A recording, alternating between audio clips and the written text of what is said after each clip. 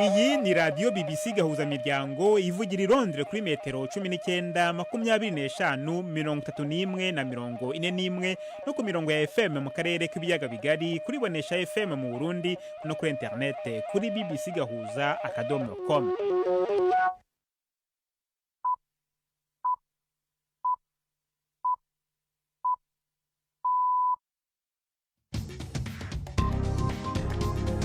Ubu ni saa 10 n'igice ku isaha mpuzamahanga ya GMT, ni saa 12 n'igice ku isaha yo mu Rwanda no mu Burundi. Muri studio muri kumwe na Jacques Niyitegeka.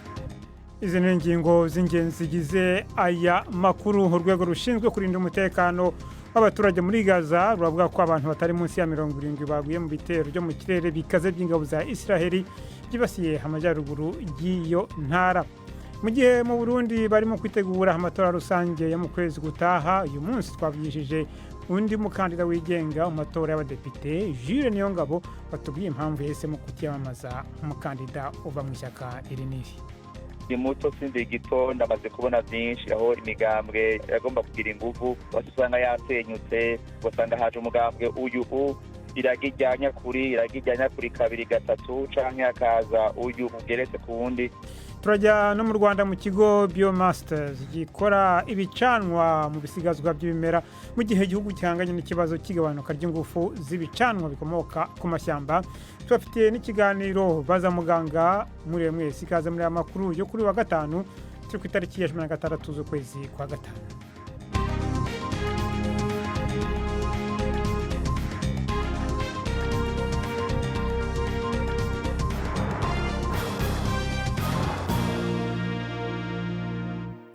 Aya makuru ku buryo burambuye ni mukanya Nina Iradukunda amaze kutugezaho muri make amakuru y'ingenzi avugwa hirya no hino ku isi.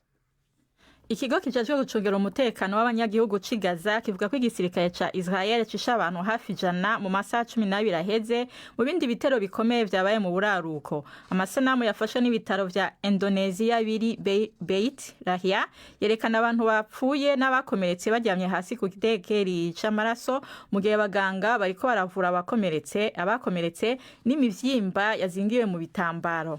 Umunyamakuru wa BBC Verify igisata kijejwe kugenzura ukuri kw'amashusho adondora ko iyo video nk'iteye ubwoba kandi ibabaje. Igisirikare ca Israel kivuga ko cagavye ibitero abagwanyi bakora ibikorwa vy'iterabwoba kandi ko kiriko kiragerageza gusenya inyubakwa zabo.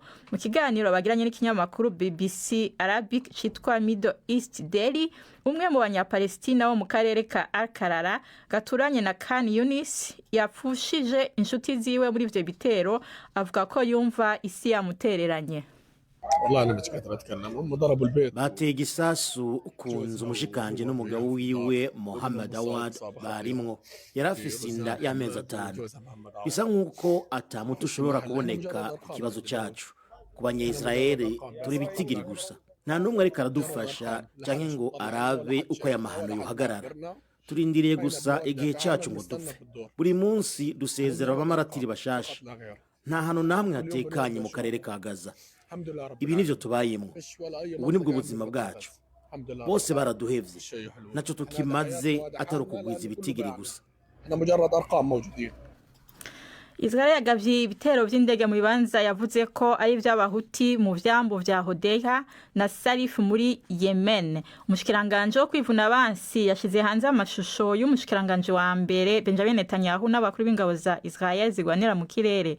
Mu ntango z'iyindwi igisirikare ca Israel caragabishije abantu kuva mu turere two muri Hodeha, Halif n'ikindi kivugo ca Ras Isa. Abahuti barabandanije gutera ibitero vy'ibisasu byo mu bwoko bwa za muzinga vyibasira Israel naho bari bemeranyije guhagarika intambara bifashijwemo na Amerika. Perezida wa Ukraine Volodymyr Zelensky yagirije Uburusiya ko bwateguye urugendo rw'ubusa rwari rurabana n'ibiganiro vya mbere vy'amahoro bitaziguye hagati y'izo mpande zimaze imyaka irenga 3 zishamiranye. Intumwa za Ukraine n'Uburusiya zitarimwo abakuru b'ivyo bihugu zabonaniye muri Turkiya. Nta masezerano yo guhagarika intambara yashitswe ko, ariko izo mpande zibiri zivuga ko zizohanahana imbohe igihumbi ku ruhande rumwe. Umushikiranganje wo kwivuna abansi wo muri Ukraine Rustem Umerov yatanze itangazo ku bamenyeshamakuru inyuma yaho ivyo biganiro birangiye. Twahejeje inama yacu, urutonde rw'ivyirwa twari twahawe n'abatwakiriye n'abo dufashanya kwari kuganira ubwa mbere ku guhagarika intambara, bwa kabiri ni inzira yo gutanga imfashanyo no guhanahana amakuru, hanyuma cya gatatu ni inama ishobora guhuza abategetsi bacu. Twemeranije guhererekanya abantu 1,000 kandi tukaba turiko turiga ku bindi vyokorwa. Bagenzi bacu babandanya kuvugana hanyuma bahanahane inyandiko. Hagati aho Perezida Trump yongeye kuvuga ku nama azogirana na Perezida Putin, avuga ko ivyo bikwiye kuba vuba hashoboka. Iyi mwumva ni BBC Gahuzamiryango. Igihugu ca Gabon carekuye Ali Bongo Ondimba yahoze ari umukuru w'igihugu kimwemerera kuja muri Angola, ariko ivuga ko ikirindiriye ko umugore we n'umuhungu wiwe bacigwa urubanza. Bose uko ari batatu bari bafunzwe kuva mu mwaka wa 2023 igihe Brice Oligui Nguema muvyara wa Ali Bongo yafata ubutegetsi.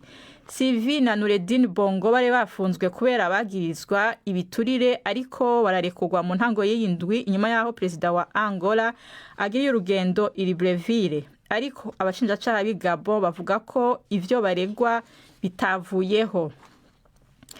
Umushinjacaha mukuru wa sentare mpuzamakungu mpanavyaha ICC yahagarizwe mu kazi vy'akanya gato gushika amatohoza ku birego vy'ubusambanyi akekwa ko aheze. Mu mwaka uheze Karim Khan yagirijwe gufata ku nguvu icegera ciwe mu hoteli yo muri New York.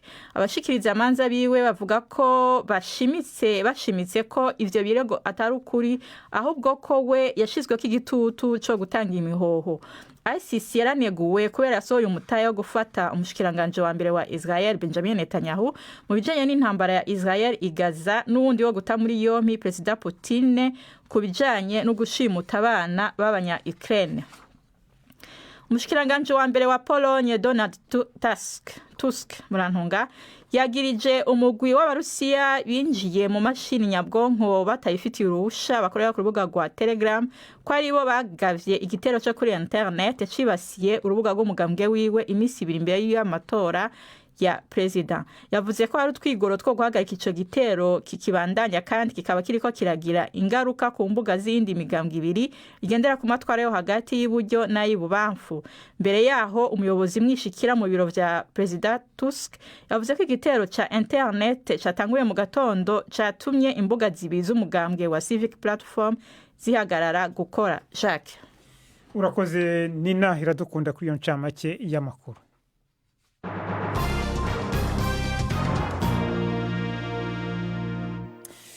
Muri aya makuru turakomereza kubagezaho ukuntu abanyapolitiki mu Burundi barimo kwitegurira amatora y'abadepite, abasenateri n'abajyanama b'akomine ateganijwe ku itariki ya 5 z'ukwezi gutaha.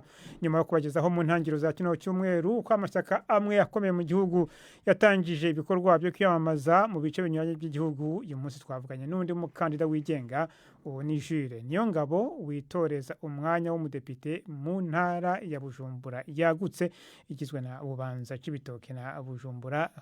Aratangira asobanura muri make ibyo asezeranya gukorera abanyagihugu.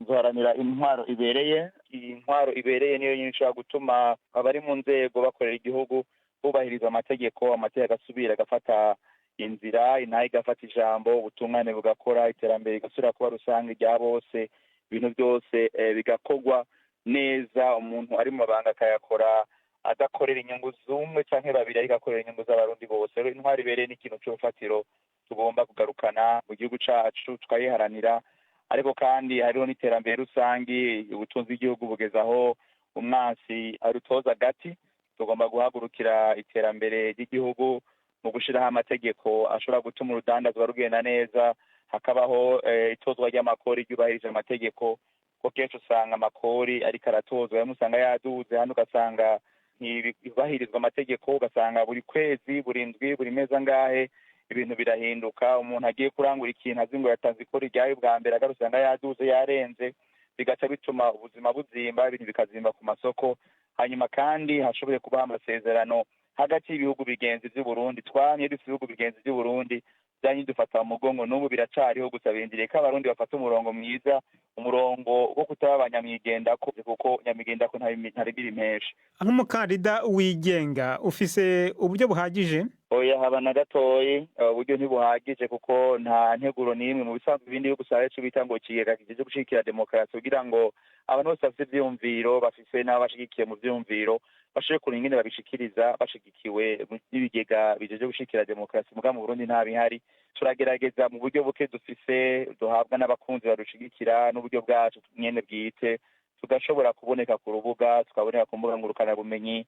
Twaratamwe n'imyamamazo, twaraduze ruguru, tumaze kuduga rimwe, kuko turateba gusubira kuduga ruguru kugira ngo tugende dushikira abarundi bari kure cane. Muri Bujumbura nshasha yagutse mu yahora intara ya Cibitoki, intara ya Bubanza, hose barakeneye kutumenya, bakamenya n'ivyumviro n'imigambi dufitiye igihugu. Kuki wahisemo kwitoza nk'umukandida wigenga wo kujya mu mugambwe?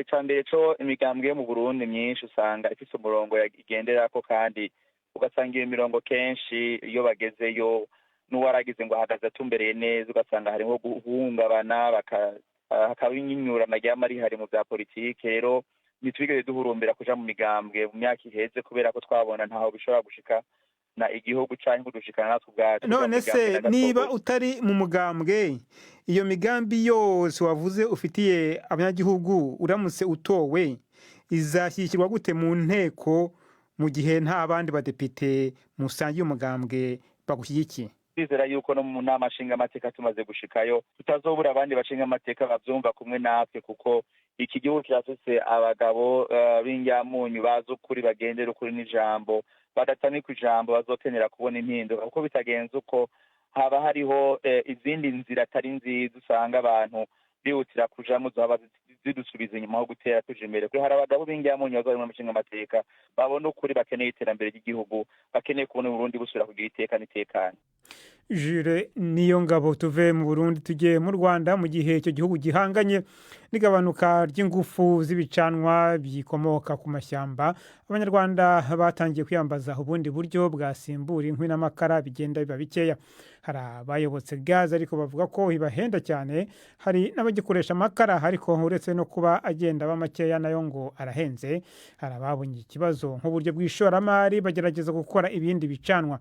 Ikigo Biomasters ni kimwe mu byafashe iya mbere, gikora ibicanwa byitwa palette zikorwa mu bisigazwa by'ibimera byajyaga bipfa ubusa. Umunyamakuru wacu Jean Claude Mwambutsa yasuye iki kigo mu mujyi wa Rubavu, adutegurira inkuru ikurikira.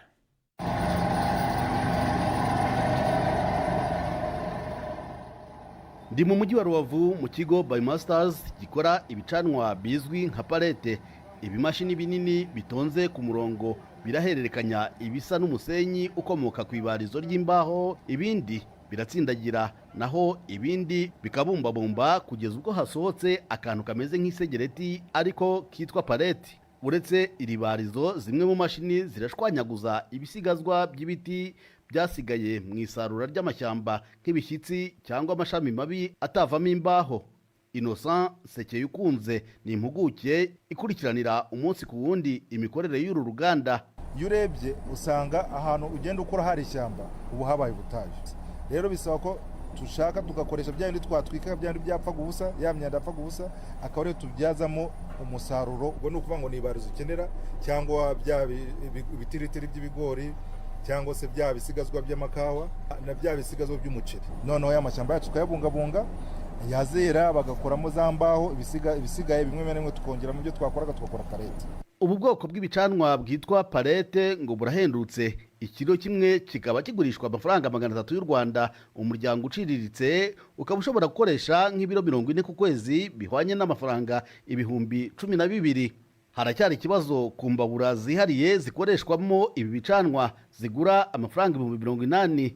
Gusa umuturage yiguze ayihabwa kuri 1/2 cy'igiciro cyayo, asigaye akishyurwa mu buryo bwa nkunganire butangwa na leta. Mukabadege Beata utuye mu gace ka Nyamirambo mu mujyi wa Kigali, umwe mu bakoresha izi palette, yanyemereye kwinjira mu gikoni cye ansobanurira imikorere y'ibi bicanwa bishya. Nakoreshaga nk'imifuka hafi 3 y'aya makara asanzwe.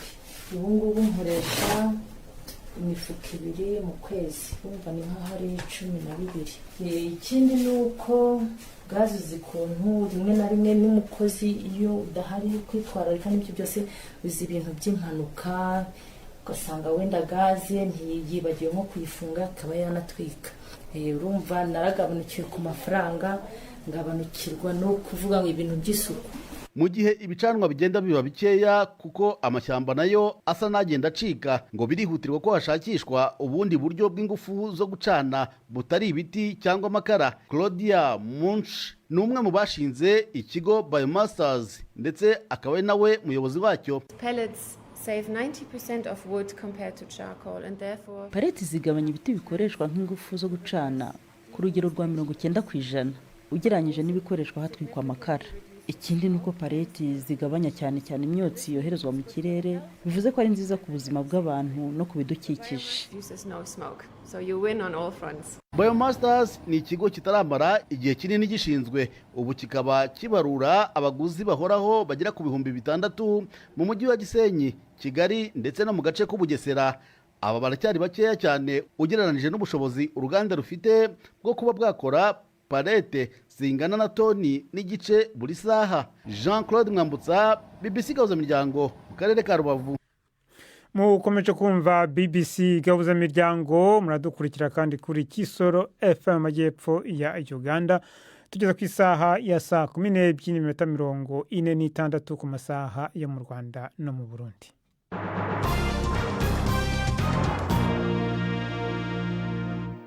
Reka noneho dukomereze mu kiganiro cy'urubuga rw'imikino. Uyu munsi mwateguriwe kandi mugezwaho na Yves Bucyana. Mwereho neza mwese abateze amatwi BBC. Amakuru y'imikino nyahere mu Rwanda mu mukino wa basketball. Ejo kuwa gatandatu hazatangira imikino ya BAL y'ijonjora ryo gushaka itike y'imikino ya nyuma izabera muri Afurika y'Epfo ku makipe y'ibihangange muri Afurika. Itsinda rizakinira i Kigali rizwi nka Nile Conference rigizwe n'amakipe 4: APR Basketball yo mu Rwanda, Al Ahly Tripoli yo muri Libya, Made by Basketball MBB yo muri Afurika y'Epfo ndetse na Nairobi City Thunder yo muri Kenya. Imikino iteganyijwe ku munsi w'ejo ari nayo yo gufungura iyo mikino. Umukino wa mbere uzahuza Made by Basketball MBB yo muri Afurika y'Epfo na Al Ahly Tripoli. Nyuma y'uwo mukino APR Basketball ikazacakirana na Nairobi City Thunder. Mu Burundi ku cyumweru hazakinwa imikino ya kimwe cya kabiri y'igikombe cyitiriwe umukuru w'igihugu. Bumamuru izakina na Flambeau du Centre, naho Musongati ihure na Vitalo.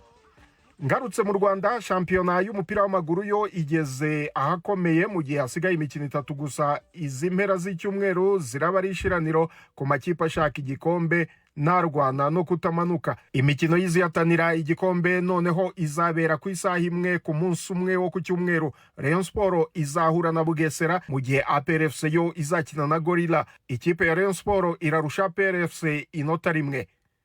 Muri Afurika, impuzamashyirahamwe y'umupira w'amaguru ku isi FIFA yakuyeho ibihano yari yarafatiye Congo Brazzaville byo kuyihagarika mu marushanwa atandukanye y'umupira w'amaguru. Ibyo bihano byari byarashyizweho mu kwezi kwa kabiri uyu mwaka nyuma y'uko leta y'icyo gihugu yivanze mu bikorwa by'ishyirahamwe ry'umupira w'amaguru FECOFOOT. Uko guhagarikwa kwatumye imikino ya Congo Brazzaville yo gushaka itike y'igikombe cy'isi 2026 isubikwa. Congo Brazzaville yagombaga gukina na Tanzania na Zambia. Iyo mikino yimurirwa mu kwezi kwa gatatu, gusa ntiharamenyekana neza amatariki mashya y'iyo mikino yari yarasubitswe. Imikino 4 ya nyuma yo gushaka itike y'igikombe cy'isi cya 2026 iteganyijwe kuzakinwa mu kwezi kwa 9 n'ukwa 10, naho iyo gushaka itike y'igikombe cya Afurika yo ikaba izaba mu kwezi kwa 11.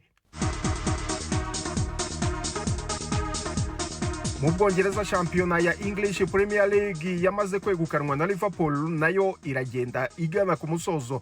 Amakipe azakina umukino wa nyuma wa Europa League, Manchester United na Tottenham, kuwa gatatu tariki 21 yahawe amahirwe yo gukina imikino yayo ya shampiyona muri iri joro. Tottenham irajya kwa Aston Villa yo iri kurwanira kubona umwe mu myanya 5 ya mbere y'amakipe azakina Champions League umwaka utaha. Manchester United yo iraba iri Stamford Bridge. United ishobora kuruhura bamwe mu bakinnyi bakomeye, gusa Chelsea yo iri kurwanira umwe mu myanya 5 ya Champions League umwaka utaha. Arsenal izakira Newcastle United, imwe mu makipe 5 arwanira umwe mu myanya 5 ya Champions League. Mu yindi mikino harozahuza West Ham United na Nottingham Forest. Nottingham nayo iri mu ntambara yo gushaka umwe mu myanya 5 ya Champions League umwaka utaha. Leicester City izahura na Ipswich Town. Aya makipe yombi yamaze kumanuka akazakina mu cyiciro cya kabiri umwaka utaha. Ni mu gihe kuwa mbere Brighton izakira Liverpool, yo yamaze nyine gutwara igikombe cya shampiyona. Ikindi wamenya nuko Everton izakina umukino wa nyuma ku kibuga cya Goodson Park mbere yo kwimukira ku kibuga gishya ikazakira Southampton yamaze kumanuka mu cyiciro cya kabiri. Mu Bwongereza kandi ejo kuwa gatandatu hateganyijwe umukino wa nyuma final y'igikombe cya FA uzahuza ikipe ya Manchester City n'ikipe ya Crystal Palace ku kibuga cya Wembley. City imaze gutwara ibikombe 6 bya FA kugeza ubu, naho Crystal Palace ntirakimanika n'umunsi n'umwe. Ayo niyo y'imikino nabateguriye uyu munsi. Gendi Yves Bucyana. Urakoze Yves Bucyana kuri aya makuru y'imikino. Ariko mbere yo gukomeza, reka nsubire kuri ya nkune nababwiye mu ngingo z'ingenzi z'amakuru yo ku rwego rushinzwe kurinda umutekano w'abaturage muri Gaza rugenzurwa na Hamas. Ruvuga ko abantu hafi 100 baguye mu bitero byo mu kirere bikaze by'ingabo za Isiraheli byibasiye amajyaruguru y'iyo ntara. Abanyapalestine bahatuye baravuga ko igisirikare cyahagabye igitero simusiga cyo ku butaka, mu kirere no mu nyanja mu rukera rw'uyu munsi.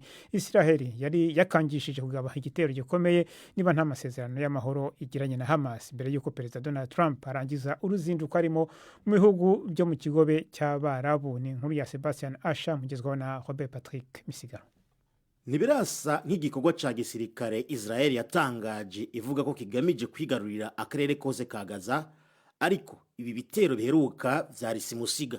Vyagabwe i Beit Lahia na Jabalia mu buraruko, hamwe no mu micungararo ya Deir al-Balah, hamwe no muji wo mu bumanuko wa Khan Yunis. Mu muji wa Gaza, umunyamakuru wa BBC yabonye imiryango yahunze iva mu buraruko bakwegwa n'indogobe. Umuvyeyi umwe yagize ati, nta matera, nta vyo kurya canke amazi dufise, kandi ntituzi iyo twerekeza. Igisirikare ca Israel kivuga ko kiriko kiragaba ibitero ku migwi y'abagwanyi b'Abanyepalestina, ngo kandi kimaze kurasa ibibanza 150 kuvejo. Mu gihe Perezida Trump avuye muri ako karere, icizere c'uko urugendo rwiwe rwari kuzana ihagarikwa ry'intambara canke gusubira gushikana imfashanyo Gaza cagabanutse. Haciye indwi 10 Israel yugaye ubwinjiriro bwose bwa Gaza, ivuga ko ari mu ntumbero yo kotsa igitutu Hamas. Inkuru ya Sebastian Asha. Dukomereze mu kiganiro baza muganga nk'uko bisanzwe buri wa gatandatu. Ejo rero nakuburi wa gatanu. Ejo rero kuwa gatandatu ni umunsi ngarukamwaka wahariwe kuzirikana ku ndwara y'umuvuduko ukabije w'amaraso izwi nka hypertension cyangwa high blood pressure mu ndimi z'amahanga. Nimwe mu ndwara 5 zica abantu benshi kurusha izindi ku isi. Iyi ndwara kandi iri no mu Rwanda. Mu gushaka kumenya uburyo iyi ndwara iteye nuko yakwirindwa, turongera tubasubiriremo ikiganiro twagiranye na Dr. Evariste Ntaganda ushinzwe indwara z'umutima mu kigo cy'igihugu cy'ubuzima ABC. Yaganiriye na Yvette Kabatesi, yatangira amusobanurira ko iyo ndwara imeze.